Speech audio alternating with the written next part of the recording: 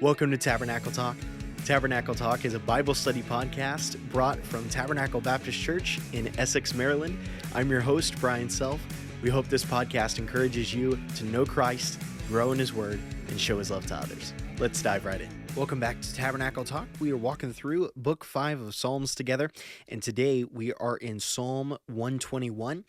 And this is another one of the Song of Ascents. Think like ascend a mountain. Specifically, these are the songs. There's 15 or so of these Song of Ascents that the children of Israel, they would sing these as they went up to Jerusalem 3 times annually for the different feasts, to remember what the Lord had done for them, to worship together. And so this is one of those songs. So even as we walk through it, you're going to think this is a song for a road trip. And this is particularly a song of God's safety for us on our road trip. So I just love kind of the thought of that. It seems so incredibly specific to me. I know in some Christian traditions, they even think of, particular people that followed the Lord in years gone by, and because they went through a particular scenario, they think of that person as, you'll hear the phrase, the patron saint of this or that or the other.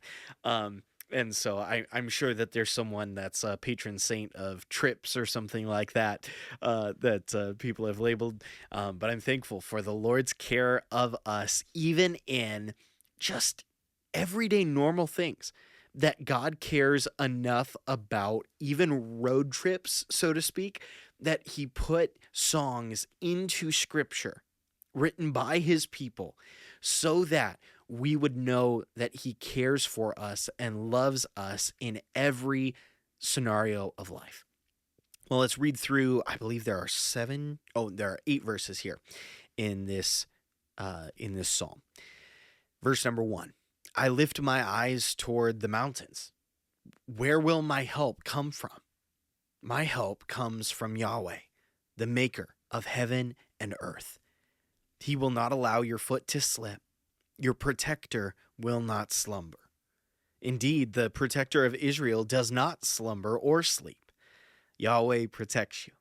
Yahweh is a shelter right by your side. The sun will not strike you by day, or the moon by night. Yahweh will protect you from all harm. He will protect your life. Yahweh will protect your coming and going, both now and forever. Man, what a great portion of Scripture. I've told you guys before the story of my first year in full-time ministry. My church was robbed. I had some stuff that was stolen that was there. My coworkers and things did as well. And so it was really difficult for me for about year and a half to even be able to sleep without a light on. And this particular psalm, to me, just gives so much comfort. I got a lot of my comfort actually from Psalm 3. Was one of the passages that the Lord used to kind of bring some peace back into my heart. And so I think here that this might be very helpful for someone as they're walking through a hard time. Or maybe you might be like these pilgrims and you have some road trip that you're going on, and so Psalm 121 can be a help to you. Let's begin in verse number 1. He says, I lift my eyes toward the mountains. Where will my help come from? Now you might say, okay, what's up with this thing about the mountains? This could be that, as with many times in David's life, he would hide in the different, caves and crags of the mountains, and it would provide safety for him. So it might be he's looking towards the mountains and going, yeah, I can stay there for a little bit, but that's not going to help me. The mountain caves can't even provide me with ultimate safety. Might be a place to hide. Mountains were also very often viewed as a symbol of God's stability and his deliverance, that just as unshakable as the mountains, so unshakable was God's care. Or sometimes the mountains were seen as a kind of looming menace. You can think, I really, really love The Lord of the Rings and The Hobbit and the precursor to those, the Silmarillion. And in those books, you have the mountains are always a really dangerous place. It's a place where, you could easily fall off a cliff or something like that. Even when you dive into the mountains and you have mines and things, there's dangerous things in there. So in whatever way that we're intended to think through the mountains, whether it is a temporary place of safety, a reminder of God's steadfastness and his protection and his help, or a kind of like dangerous or uncertain time, you can know that God is your helper. In each of those scenarios, the answer is God's our help. He is our the word here is the word Ezer. It's like in Genesis 2, where Eve is described as the helper suitable for Adam. It's the Ezer. It's the one who comes alongside and kind of like protects, defends someone. And so the psalmist, verse 1 says, "Where will my help come from?" Verse 2 says, "My help comes from Yahweh, the maker of heaven and earth, the skies and the land." Just as with Genesis 1, in the beginning, God created the skies and the land, the heavens and the earth. God made everything, and so you don't have to fear the mountains.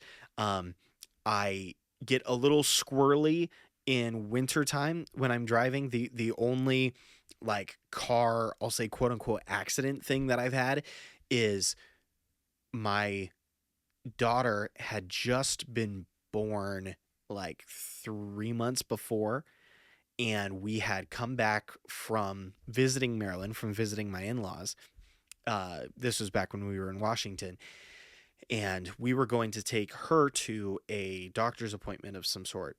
And we were going down the hill like 45 seconds from my house and hit this little patch of ice. I was going like maybe 15 to 20 miles an hour. So I was going 10 to 15 under the speed limit, and just hit this patch of ice, and we slid and like totally messed up the front left part of my tire, and had to get it towed. It was the whole thing. So whenever it gets to really slick weather now, I get really nervous. But I'm thankful that I am able to know, okay, God, you are the one that made snow and ice and the weather and the wind and the overcast skies and all of it.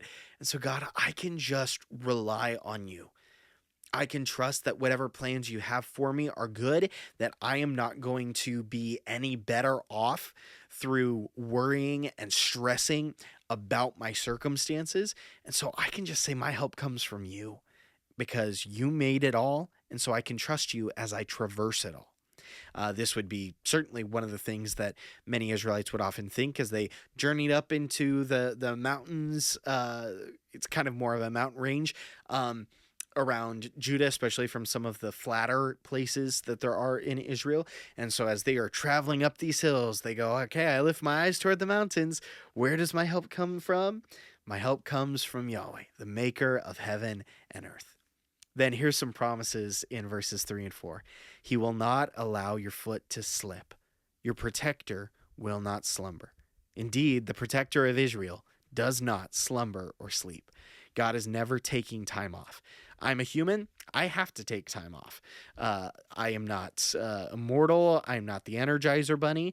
And so there are very often times and days where I just have to step back and say, okay, God, I've done all I can do.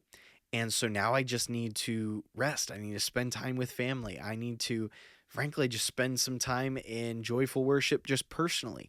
I need to, do some sort of a hobby thing that I'm able to enjoy my life. Because for me, I have a very kind of obsessive personality. And so it can be super easy for me to just totally dive into my work because I love it. I'm all about it. And so from the moment that I wake up, I can be listening to a podcast either on, the Bible, theology, leadership, churches, whatever. And I can just do that all day, every day because I love it. But I have to remember I'm not the one that gives my life meaning or purpose. God does. And I'm not the one that accomplishes everything that my life needs. God is the one that will accomplish all that truly needs to happen. And so I can work hard, I can spend time, I can study, I can, record Tabernacle Talks. But at the end of the day, what I need is my relationship with God. And part of that relationship is realizing, God, you're the one in control. I'm not in control. So help me kind of disavow myself of that misunderstanding. So I love here, verse 3, he says, he will not allow. Oh, sorry. I was talking about the slumbering and sleep. God never takes a day off. We need a day off. That's why God gave us the Sabbath. He says the Sabbath was made for man. It's not something that we have to serve the Sabbath. He says, man was not made for the Sabbath, but Sabbath for man.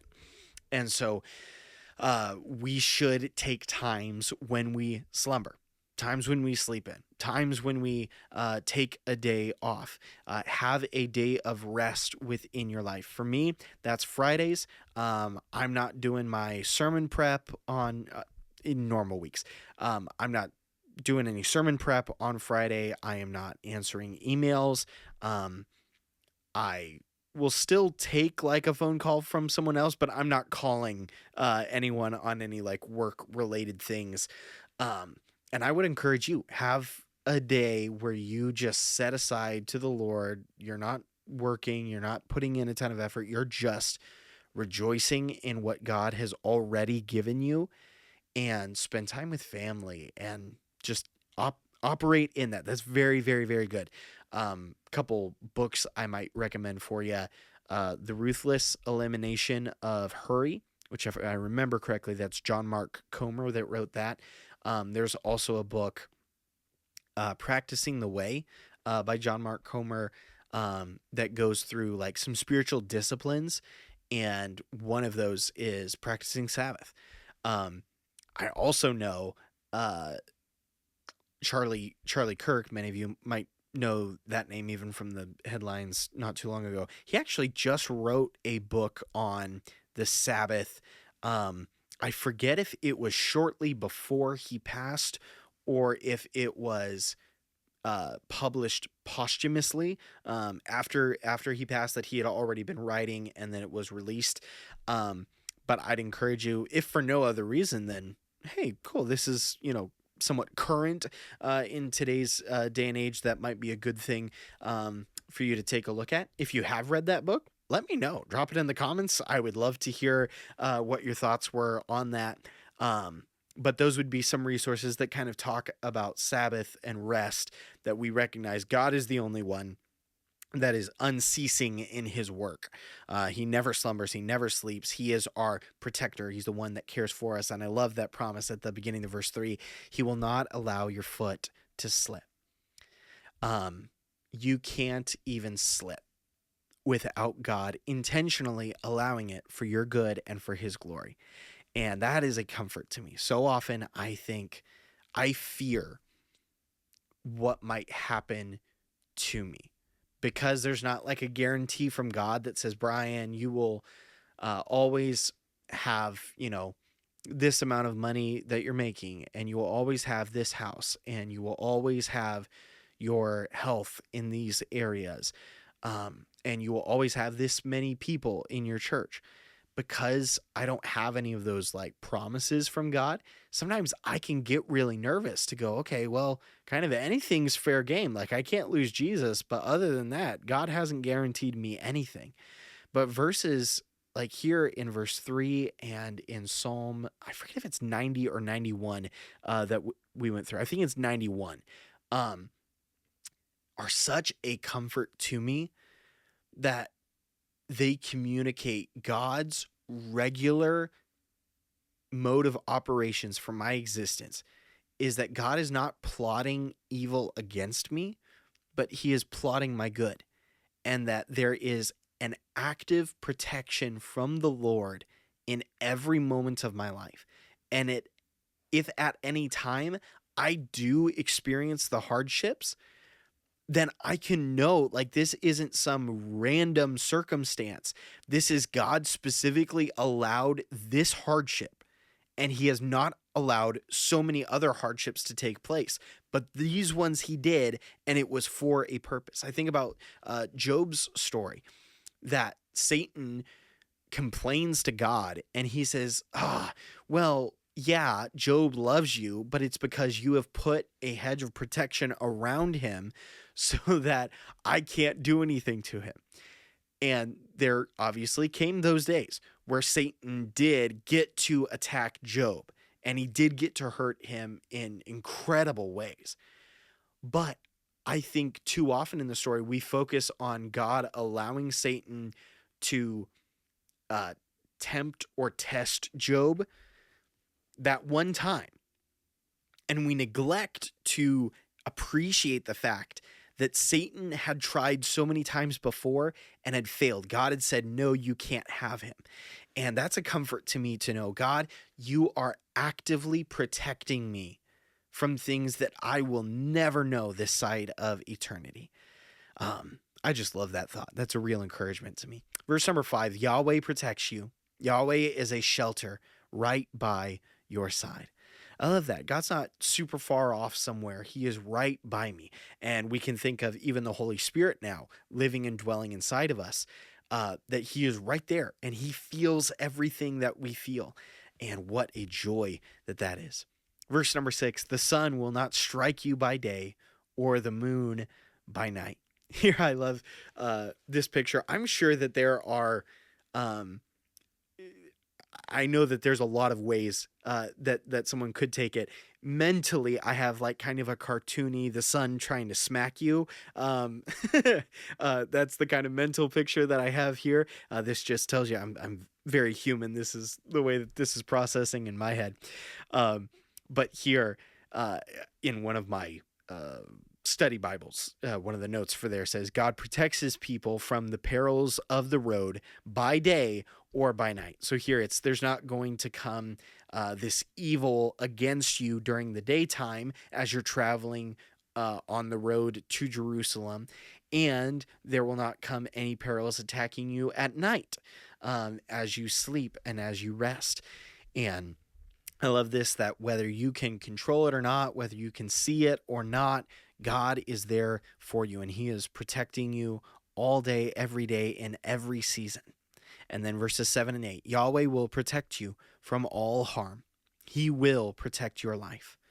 Yahweh will protect your coming and going, that's going to Jerusalem and coming back from it, both now and forever.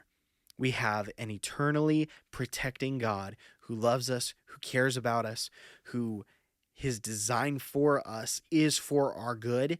And because he protects us from so many things, when we go through hard times, when we find out that there is a temptation or a test or a difficulty, we can know God has this for a specific purpose for this time. Well, I hope Psalm 121 was an encouragement to you. There is a song that was written from Psalm 121 by Sovereign Grace Music. I've attached that to the show notes. In the description, you can find that. You can click that. It is called "He Will Keep You," and it's a beautiful song. And really encourage you to listen to that. Tomorrow we're going to be in Psalm 122.